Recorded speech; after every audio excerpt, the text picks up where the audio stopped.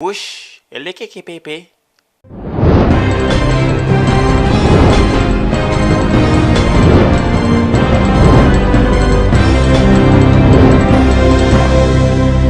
From Pepe News Center, here's our top story this hour.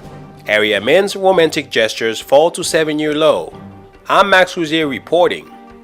According to Vanessa Polyte, wife of local high school teacher Onel Polyte, Onel's romantic gestures have dropped to the lowest level since they began their relationship in May 2003.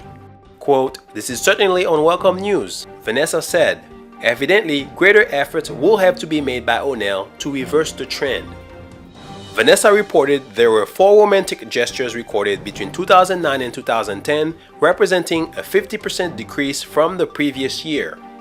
In addition, Onel paid 30% less attention to her year over year. 7 years ago, at the height of his romantic peak, Onel routinely brought Vanessa a bouquet of beautiful fresh flowers, gave her soothing foot massages, and frequently surprised her with a quiet and intimate candlelight dinner.